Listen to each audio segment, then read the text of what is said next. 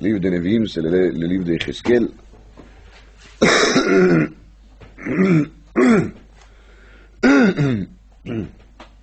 Beaucoup de névuot très élevés. On a des mal des fois à digérer. Yecheskel, il a un titre intéressant. Kadosh Baruch Hu lui donne ce titre déjà au début des Sefer. En premier perek, marqué Ayu Ayad Dvar Hashem el Yecheskel ben Buzi HaKohen Be'eretz Kasdim al Nehar Kvar Vatihi alav Sham Yad Hashem.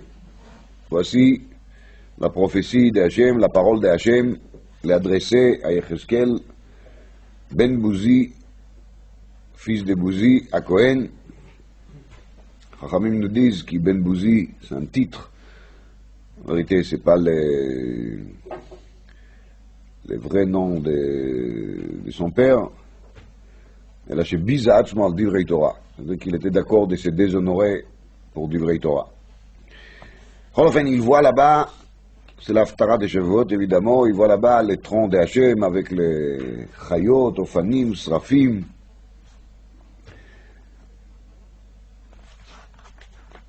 Et il nous raconte tout ce qu'il voit. Il a tombé sur sa face, tellement il a peur. Ben Adam, Amod al Raglecha vadaber otcha. Hashem lui dit, Ben Adam, fils d'Adam, donc un homme, mets-toi debout et je vais te parler. Donc Akadosh Baruch Hu il appelle Ben Adam, et ce titre Ben Adam, il se répète. פסוק א' בן אדם, פסוק ג' ויאמר אליי בן אדם, פסוק ו' ואתה בן אדם, פסוק ח' ואתה בן אדם, פרק ג' פסוק א' ויאמר אליי בן אדם, פסוק ג' ויאמר אליי בן אדם, פסוק ד' ויאמר אליי בן אדם. בקיצור, יחזקאל il a un autre nom maintenant. Akadosh Baruch Hu, il n'arrête pas de lui appeler Ben Adam. Et ça continue comme ça toute la longueur des livres. Presque où qu'il vous ouvrez, Akadosh Baruch Hu, il commence à lui parler, il lui dit Ben Adam. L'Ichora Yecheskel, il est très bien au courant qu'il est Ben Adam et pas Behima et pas Chaya. Donc c'est pas la peine de lui rappeler ça sans arrêt. Parmi les névuot,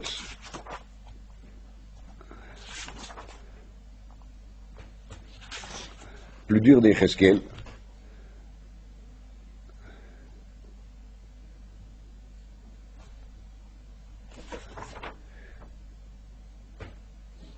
פרק כ"ד, ויהי דבר השם אליי בשנה התשיעית, בחודש העשירי, בעשור לחודש לאמור. בן אדם כתוב לך את שם היום ואת עצם היום הזה, שמח מלך בבל אל ירושלים בעצם היום הזה. Donc on parle ici de quoi? שמח מלך בבל על ירושלים. מה זה שמח מלך בבל על ירושלים? Il a commencé le siège. Alors בחודש העשירי, בעשור לחודש, זה 10 בטבת. Donc c'est le פרק ד10 בטבת. פרק כ"ד dans Yecheskel, c'est le פרק ד10 בטבת. Akadosh Baruch Hu, il dit à Yecheskel, tu dois te mentionner dans ton agenda le jour d'aujourd'hui. C'est le jour dans lequel il commence le siège de Nebuchadnezzar. C'est pas n'importe quoi. Et dans le même pérec, alors après il lui envoie pour donner une leçon de morale aux habitants de Jérusalem, pour les expliquer justement pourquoi est-ce que cet événement est arrivé, quelle était leur faute exacte.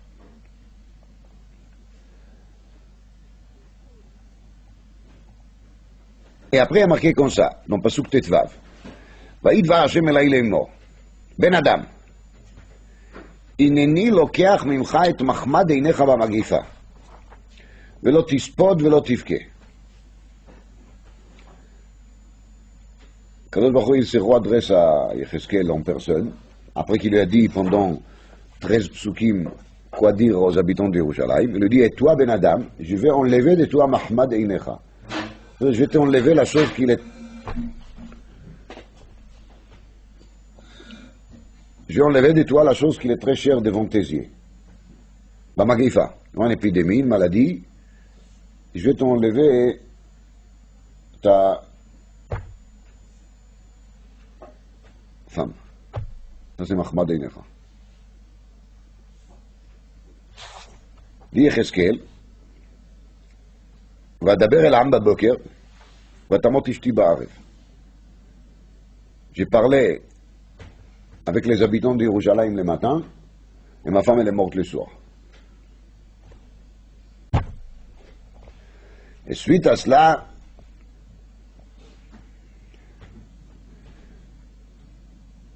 Yecheskel il dit, כה אמר השם אלוקים הנני מחלל את מקדשי גאון עוזכם מחמד עיניכם ומחמד נפשכם ובניכם ובנותיכם אשר עזבתם בחרב יפולו ועשיתם כאשר עשיתי et vous ferez contre moi je ferai. Pourquoi? Parce qu'Akadosh Baruch Hu il a dit à Yecheskel qu'il n'a pas le droit de faire la avelout sur sa femme. Il est interdit de faire la veloute. Il n'a pas le droit de faire tout ce qui est le signe extérieur des deuils. Dire, est-ce que les gens, vous ferez la même chose? On va vous enlever Beth Amikdash, on va tuer vos enfants, vous serez dans la catastrophe totale et vous n'aurez pas le droit de faire quoi qu'il soit. Lama, alors il y a dans Rashi, Shnei Perushim, ou bien, parce qu'ils vont se trouver tous dans le deuil. Et si tout le monde se trouve dans le deuil, il n'y a plus de sens de faire des deuils, parce que les deuils, on les fait pour avoir d'autres personnes qui vont rentrer pour consoler. Mais si tout le monde sont endeuillés, donc de toute façon, il n'y a rien à faire. Deuxième raison, les Babyloniens, ils ne vont pas vous laisser même faire le deuil. Rien du tout. C'est-à-dire que ça fait partie, d'après ça, ça fait partie de la pénition. C'est pas seulement qu'on vous enlève tout ce qui est cher devant vos yeux, mais vous n'aurez même pas le droit. On ne va pas vous laisser ce petit plaisir de se comporter en deuil. Même pas ça. C'est une pénition très forte. Voilà ce qui a marqué ici dans Yecheskel. Quand la ouvert, même tout celui qui lit ça, certainement quand vous avez lu Yecheskel, vous vous êtes posé la question, qu'est-ce que ça veut dire, cette cruauté qui vient de la part d'Akadosh Baruch Hu? Il doit donner un exemple au Bnei Israël de quelqu'un qui souffre et qui ne peut pas faire un deuil. D'Akadosh Baruch Hu, tu sais quoi, je t'enlève ta femme. Et tu ne vas pas faire de deuil. Et après, tu vas aller voir avec eux. Tu vas dire, vous voyez ce qui m'est arrivé, hein? Ma femme elle est morte, je ne fais pas les deuils. Vous aurez la même chose. Bon, c'est bien et beau qu'Yecheskel, il est Navi, il a des missions, il a une mission à faire, je suis d'accord qu'il doit être toujours prêt à réaliser la parole d'Hachem et à être discipliné, Vakasha, mais de là jusqu'à tuer sa femme pour donner un exemple aux gens, ça a l'air d'être très loin. Visat, moi, le livret Torah, je veux bien. Mais mets à Ishto, elle devrait me voir. Sa femme doit mourir pour qu'il pourra donner un bon exemple. Je veux dire un mauvais exemple. Qu'est-ce que c'est ça? Parce qu'on avait des choses pareilles. Comprenez bien que des questions pareilles, c'est pas à mon niveau du tout d'inventer des choses. On n'a pas le droit du tout d'inventer livret Torah, mais Kol Sheken, pas quand on parle des Nevi'im de chez Elion, Navi comme Yecheskel. Alors tout ce que je vous dirais, c'est basé sur les enseignements de nos maîtres. Dans la paracha de la semaine, il se trouve qu'Yaakov Avinu il fait des séries de brachot. Une série, il y a deux moments de brachot, on va dire. Une fois, c'est une série de brachot, quand il est en train de bénir tous ses enfants, tous les tribus. Et la deuxième fois, c'est l'histoire d'Ephraïm et de Ménaché. Le point commun entre les deux moments de brachot de Yaakov, c'est qui dans les deux, on voit bien qu'Yaakov, il parle des Bechor. Yaakov, il donne attention, il donne l'importance à la Bechora. Car quand il commence les brachot et Shvatim, il parle avec Reuven. Et la bracha commence Reuven, Bechori ata. Ça veut dire qu'il a trouvé nécessaire de démarrer cette série de brachot justement avec les mots Reuven, Bechori ata, Reuven, tu es mon aîné.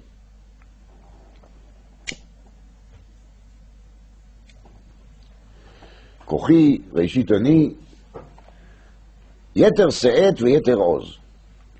Yeter se'et, dit Rashi, ראוי היית להיות יתר על אחיך בכהונה. לשון נשיאות כפיים. dire que Reuven était prévu d'être le Kohen aussi.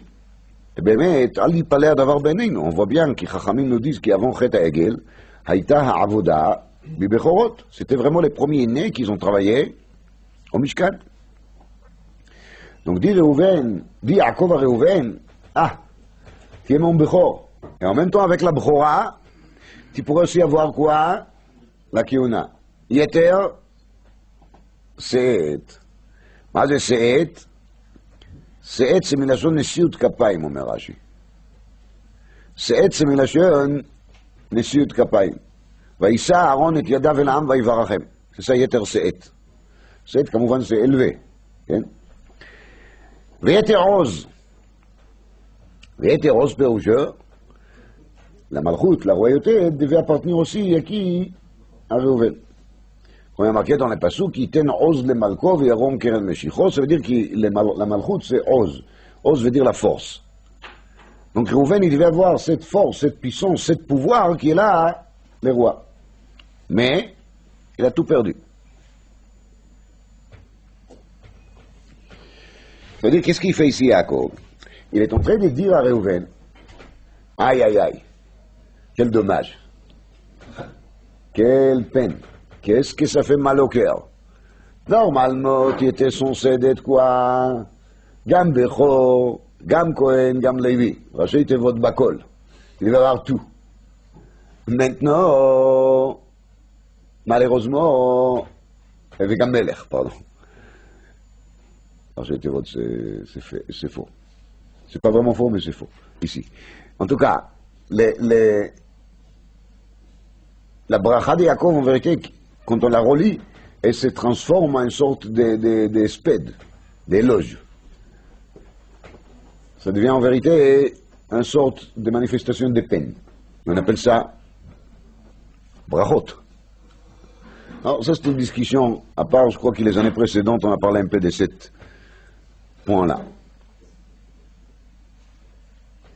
Mais Kitsour, Yaakov il fait une espède sur la Bechora de qui?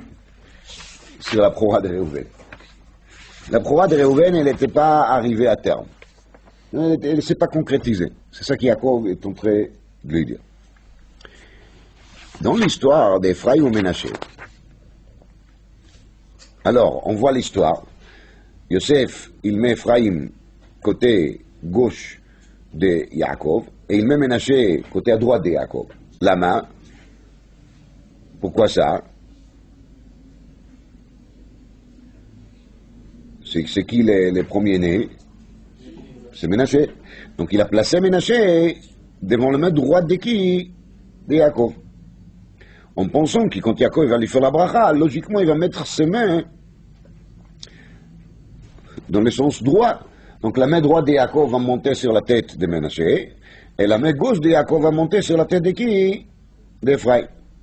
Qu'est-ce qu'il fait, Yaakov?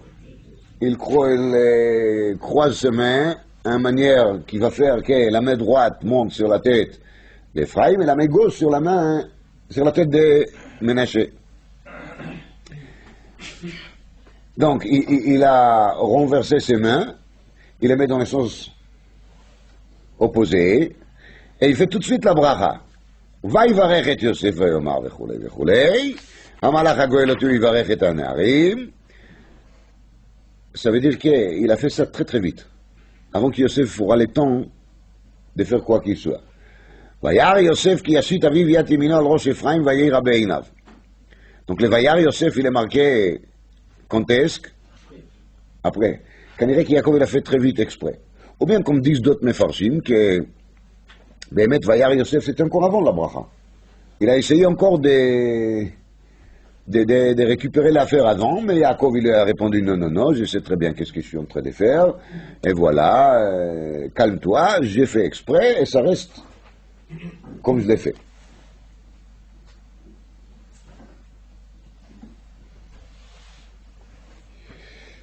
וירא יוסף כי ישית אביו יד ימינו על ראש אפרים וירא בעיניו, c'était mauvais devant ses yeux, ויתמוך יד אביו להסיר אותה. Il a essayé ממש de soulever la main de son père et de la remettre comme lui il pense il faut faire. ויאמר יוסף אל אביו לא כן אבי. Parenthèse, c'est pas un grand derech eretz de dire à son père c'est pas comme ça mon père. Lo chen avi. On se marquait dans les Rashbam, la Pshat, la même chose dans les balais à Tosfot. En vérité, la chose qui l'a peiné Yosef dans cette affaire, c'est pas tellement qu'Yaakov il change l'essence, etc. La chose qui l'a peiné Yosef, c'est que son père, il pense qu'il lui, il est bête. Qu'il lui, il sait pas comment faire. Alors, il dit Yosef à son père, Lochenavi, ça veut dire ne pense pas sur moi, hein, que moi je suis quoi, que je suis bête, que je suis mal ordonné, que je l'ai laissé aller se placer devant toi n'importe comment, pas du tout. C'était bien calculé. Parce que lui c'est le Bechor et lui c'est le petit. C'est ça le Lochen. Le Lochen c'est pas qu'il essaye de dire à son père quoi faire. Non, si son père il veut faire le contraire, ben vakasha. Mais il faut surtout pas que son père il va croire qu'il est choté. On s'en dit les balais de ce fait. Piresh Rabbi Yitzchak, mi Rabbi Yitzchak Levi, שהראה בעיני יוסף שאמר בליבו אבי מחזיק אותי כשוטה. On voit bien de là qu'il est pire, c'est d'être choté. Il y a des gens qui ne sont pas tellement médacdek badavar, mais ici, on voit bien qu'il est choté, c'est quelque chose qui est, il ne faut pas accepter quoi qu'il soit.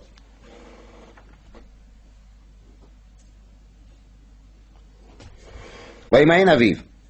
יעקב il a refusé de changer la position. ויאמר ידעתי בני, ידעתי, גם הוא יהיה לעם, וגם הוא יגדל. Donc Ménaché ça va, il va devenir aussi quelqu'un, pas n'importe quoi. אבל וזרעו יהיה, ואולם אחיו הקטון יגדל ממנו וזרעו יהיה מלא גויים. Le plus petit, דהיינו אפרים, sera plus grand que lui, וזרעו יהיה מלוא הגויים. מה זה וזרעו יהיה מלוא הגויים? Alors il y a déjà Rashi qui l'explique, c'est Yoshua, qu'il est le descendant d'Ephraïm, Shemesh begivon dom, Yareach בעמק איילון, וכולי וכולי. ויברכם ביום ההוא לאמור, בך יברך ישראל לאמור, ישמך אלוקים כאפרים וכמנשה. וישם את אפרים לפני מנשה.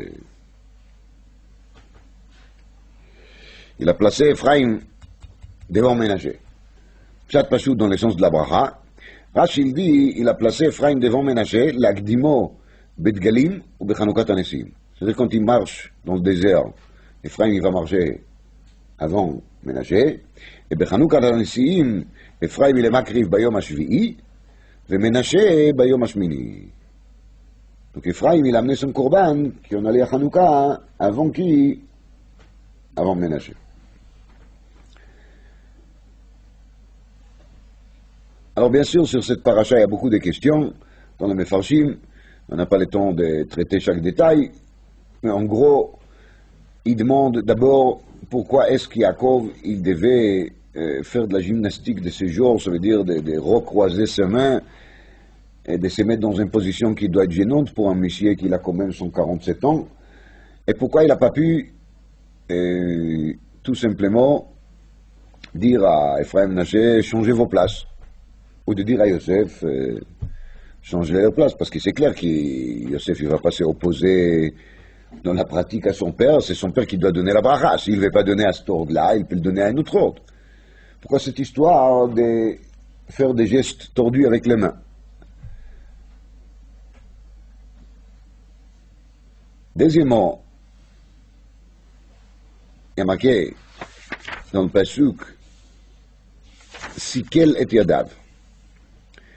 Si quel est Yadav, dit Rashi là-dessus, Sikel, ketargumo achkeminun, behaskel ou bechokma. Yaakov, il a fait les choses avec chokma. Pas stam. Sechel. Sikel, c'est une nation sechel. C'est marqué sin kaf lamed. Donc c'est une nation chokma.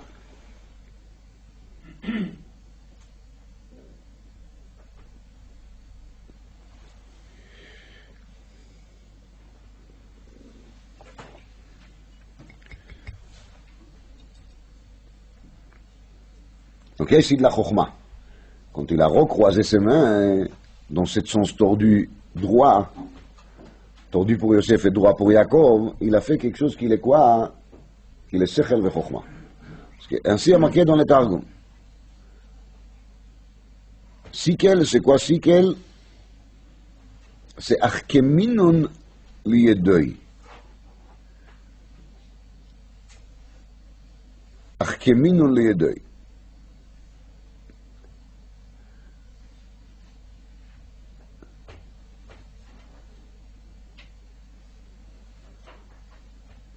Chokhma.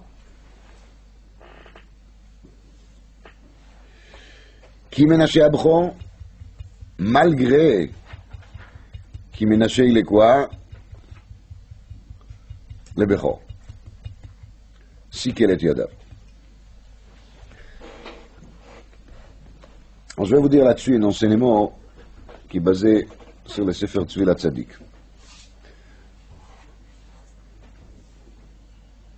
Il y a qu'il y a dans le monde toujours des midot, des comportements de Hachem. Il y a le comportement qui s'appelle chesed, c'est la gentillesse, la douceur.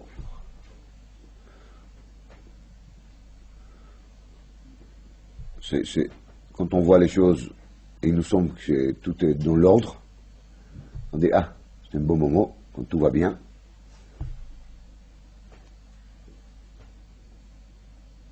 Je dirais, pour nous, chesed, c'est quand on comprend. Voilà. Quand on dit la gentillesse et la douceur, on ne voit pas gentillesse, douceur. Quand tout va bien chez nous, on dit ça va. Pourquoi? Parce que de toute façon, devant nos yeux propres, on se considère tzadikim gmurim, non? Donc, tout doit aller bien. Tout doit marcher bien comme il faut pour nous. Et il y a un côté qui s'appelle Gvura. C'est le côté de la sévérité. Quand Akadosh Baruch Hu envoie des épreuves, des fois des épreuves très dures, et la personne il se trouve dans un état dans lequel il sent bien la sévérité d'Hachem.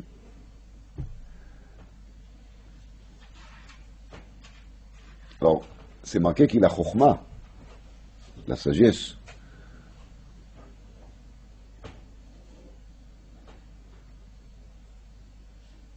Elle a la même valeur numérique de Chesed et Makolel.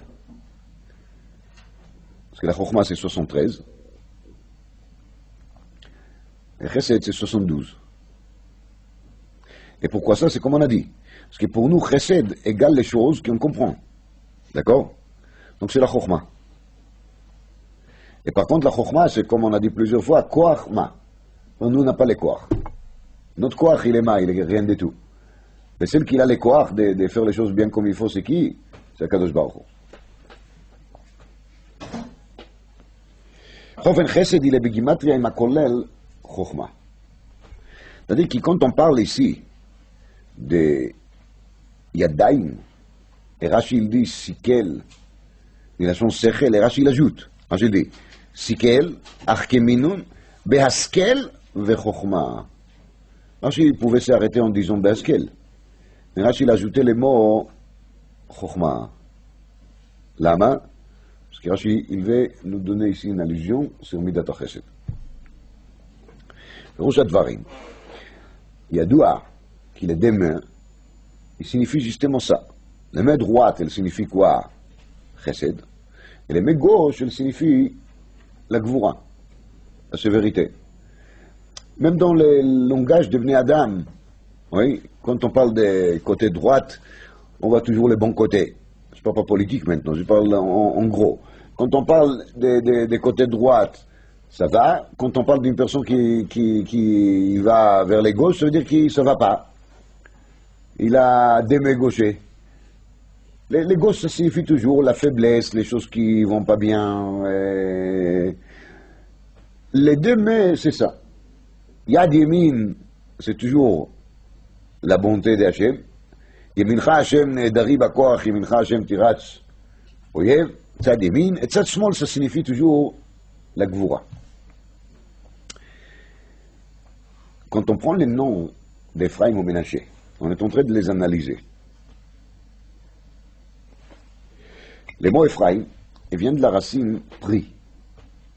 Comme Yosef lui-même, il a dit, Ki hifrani Elokim be'eretzoni. Ça veut dire, il lui appelait Ephraïm, pourquoi? Pour dire, voici, Akadosh Baruch Hu, il m'a fait sorte que je pourrais avoir des fruits be'eretzoni. J'étais là sans rien, et maintenant, Baruch Hashem, je vois déjà des fruits, je vois déjà des enfants.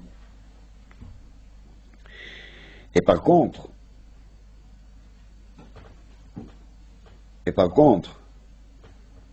les mots Ménaché, c'est qui Nashani Elokim. Nashani, c'est Milachon Shichecha. Et Nashani, c'est Milachon exil. Machal, guide Hanaché, c'est les nerfs de Yaakov. Dans cette histoire, il s'appelle guide Hanaché. Dit Rashi là-bas, Lama chez Kafatz Memkomo, il n'est pas à sa place. C'est pour ça qu'il s'appelle guide Hanaché. Donc, dans les mots Ménaché, on voit quelque chose qui n'est pas à sa place. Nasha, c'est aussi Milachon Shichecha, oubli. Nashani Elokim et Amali. Akadosh Baruch Hu, il a fait sorte que j'oublie Amali, et Betavi. Mais Akadosh Baruch Hu, il a fait sorte aussi que j'oublie quelque part Betavi, c'est-à-dire la maison paternelle. C'est-à-dire que dans les mots Ménaché, on trouve un sens qui est plutôt un sens péjoratif. Ça veut dire que l'Ichora, quand Yosef il avait son premier-né, Ménaché, il ne s'est senti pas encore assez bien. Il a senti qu'il est encore dans quel état, dans quelle situation, dans l'état qu'on appelle din, sévérité. Et c'est pour ça qu'il appelait son premier fils comment? Ménaché. Qui dans le mot Ménaché elle-même, on trouve des choses péjoratives, quelque chose qui n'est pas à sa place et quelque chose qui est oublié. Et par contre, quand Ephraïm il est né, là les sentiments de Yosef étaient plus relax. Et donc il lui a donné un nom qui soit plutôt positif, optimiste. Il l'a appelé comment? Ephraim. Bekitsur. Ménaché, il est lié encore avec la sévérité, avec la dureté, tandis qu'Ephraim, il est plutôt lié avec la douceur. Dans le Tzvi la Tzadik, il y a marqué que quand on fait les comptes, de la valeur numérique Ménaché et la valeur numérique d'Ephraïm, on trouve qu'il y a entre les deux un écart de 64 dans la Gimatria. De 64 entre Ménaché et Ephraïm. Faites les comptes tranquillement à la maison. 64 c'est Gimatria Din. Din qui veut dire jugement, sévérité. C'est vrai que la différence justement, l'écart entre Ménaché et Ephraïm c'est quoi? C'est Din. La sévérité. Ménaché, יש דין, Ephraim en din. Ephraim c'est pachot din, mais Ménaché. Pas din en français, din en Lashon HaKodesh, comme on va. Alors, la valeur d'Ephraim, c'est comme la valeur de Ménaché, moins din. Si on lève les din, tu trouves Ephraim. C'est-à-dire que quand Ephraim il est né et il est nommé, il n'y a plus de din. Il y a seulement quoi? Rachamim. Là, Yosef il a senti après la naissance d'Ephraim qu'il est arrivé à un état de quoi? De bonté, de gentillesse, de chesed. Ça c'est Ephraim.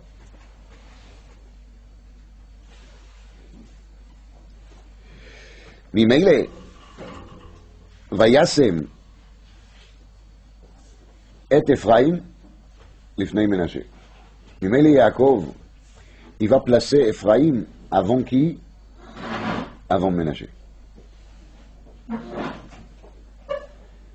את אפרים לפני מנשה, ראשי תיבות חסד.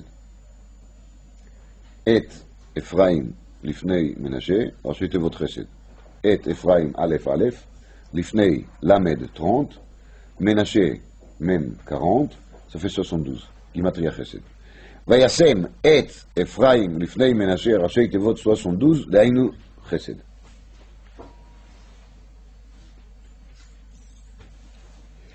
C'est pour ça qu'Yaakov, il n'a pas changé les placements de ces dés-là. Il a seulement changé quoi? Les placements des mains. C'est ça qui change.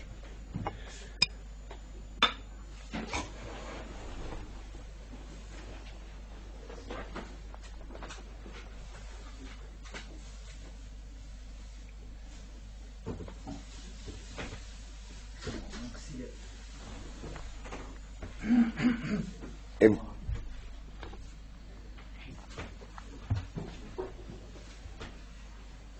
Rabbeinu Arizal, il nous a dévoilé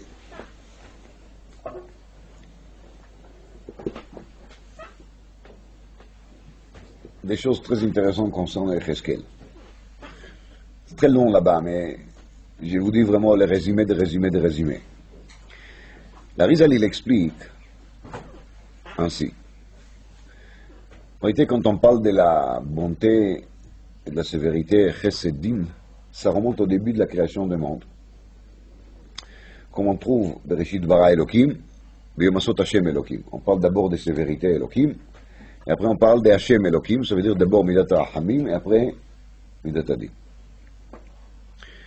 Et il y a un deuxième événement qui est lié avec le Chesed et le Din.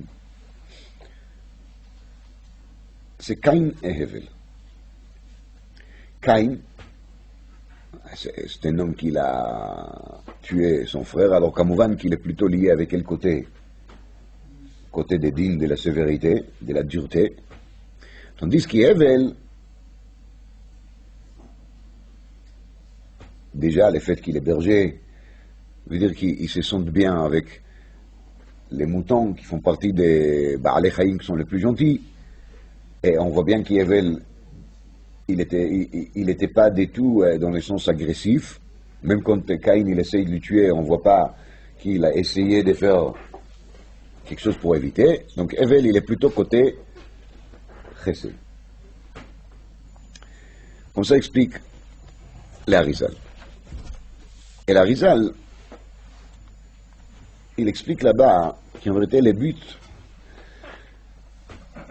que le monde entier il tourne là-dedans, c'est d'arriver à faire le tikkun de Caïn. C'est de trouver la correction de Caïn. Et celui qui devait être la correction définitive de Caïn, c'était Yecheskel. Sheyesh benishmato mishoresh nishmat Caïn, comme ça dit l'Arizal. La neshama de Yecheskel, le prophète, elle est la neshama de Caïn. L'Arizal, il explique que la femme de Yecheskel qui est morte, c'est lié avec l'histoire que Chachamim nous raconte, que Caïn, il a voulu prendre la femme de qui? De Hevel, qui était la jumelle. Il voulait d'elle. Et cette femme-là qui Yecheskel il a, c'était celle-là. Donc son tikkun, il est justement qu'il va la prendre, mais il va la perdre. Il ne va pas la voir. C'est-à-dire qu'il n'est pas mort du tout pour servir seulement comme un exemple pour Israël. C'est juste qu'Akadosh Baruch Hu, il a choisi ce moment, parce que c'est Mahmad Einecha. Quelque chose qui est étonnant pour soi, de parler d'un prophète et de dire à sa femme pour lui, c'est quoi? C'est Mahmad Einecha. C'est l'odeur kavod, c'est pas une façon de parler pour un homme qui a la taille d'Yecheskel. Alors regardez comment est-ce que cette explication de l'Arizal, elle remet tous les Sefer Yecheskel sous une autre lumière. Le fait qu'il l'appelle tout le temps Ben Adam. Fils Adam, c'est Kipchutoy. Kouchbokh, il n'arrête pas de lui taper là-dessus, de lui dire sache pourquoi tu es dans le monde, sache pourquoi tu es sur terre, sache qui tu es. Tu es qui? Tu es le fils d'Adam. Tu es Caïn. Et tu dois réparer ce qu'il a fait Caïn. C'est ton rôle.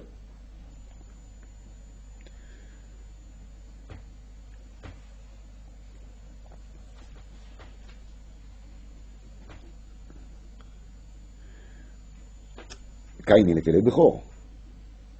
Chez Caïn aussi, on devait trouver à la fois Bechora, Kiuna et Malchut, comme Mouvan. Parce que Caïn, il a fauté, Alors tout ça, c'est parti ailleurs. C'est-à-dire que, normalement, la Kiyuna et le Malchut devaient se trouver chez Caïn, et parce qu'il a fauté, de même qu'il Réhouven, il a fauté plus tard, et il a raté sa Bechora, et de même qu'il Ménaché, il va rater quelque part sa Bechora, alors là aussi c'est raté. Alors, comment est-ce qu'il ça se présentait après? C'est Moshe, qu'il était censé devenir quoi? Cohen, il est devenu Lévi, et Aaron, qu'il était censé d'être Lévi, il est devenu Cohen. Quand on voit que Moshe il retourne en Mitzrayim, il a marqué, il est Aaron Achicha Lévi, il a marqué. C'est-à-dire qu'Aaron, il était censé d'être Lévi, et Moshe, il était censé d'être Cohen. Et on voit bien qu'il Bechanukat Mishkan, il a servi comme quoi? Comme Cohen. Et seulement après qu'il est devenu Lévi. Maintenant, sur les Cohen et les Lévi, il faut savoir que dans les Zohar HaKadosh, c'est expliqué que Cohen, il est beprinat Chesed, et Lévi, il est beprinat Agvura.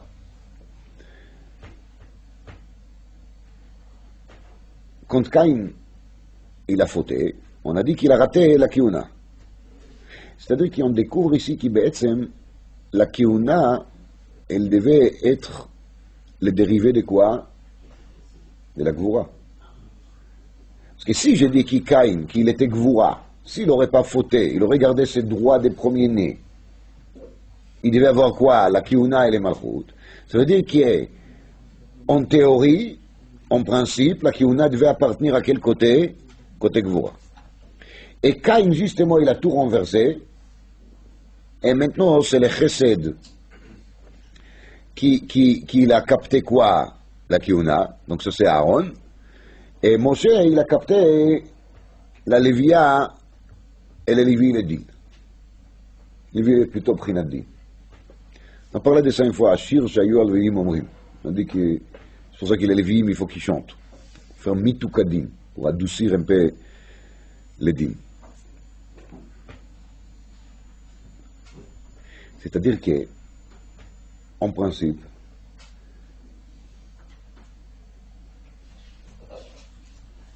les Cohen et les Lévi, et les Lévi et les Cohen.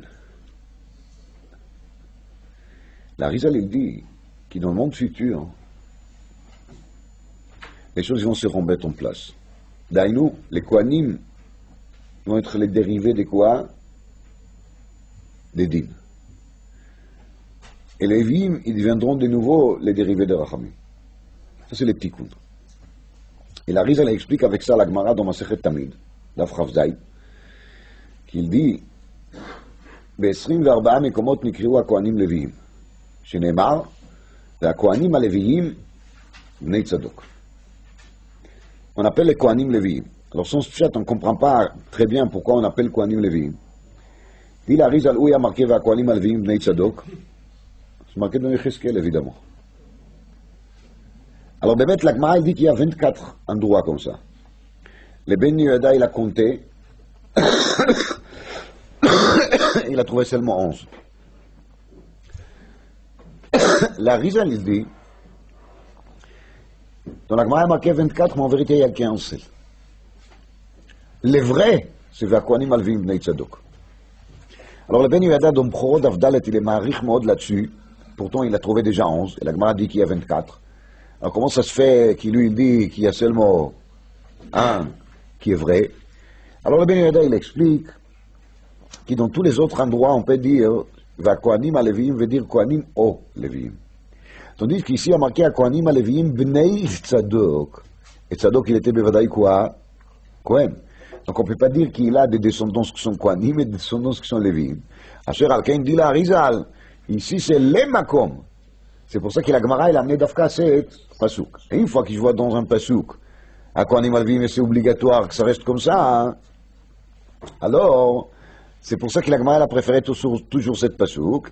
Et après, je peux dire que dans les autres endroits où il y a marqué Kohanim Levim, il n'y a plus de raison de commenter Kohanim au Levim. Et là, je peux expliquer Kohanim Shehem Levim. Ça veut dire qu'il y a quelque chose dans leur personnalité, il va se renverser dans le sens qu'il faut. C'est-à-dire Bekitsour. Chez Tikkun Haolam, c'est Dafka, que la sévérité, elle ne va pas amener vers le négatif, Daïnou, comme ça a été chez Caïn, chez Choudamim, ou comme ça a été chez Ménaché, c'est parce qu'il était Bechor, justement, ça lui est arrivé de rater les coups. Et Réhouven, qui parce qu'il était Bechor, il s'est permis de faire des choses.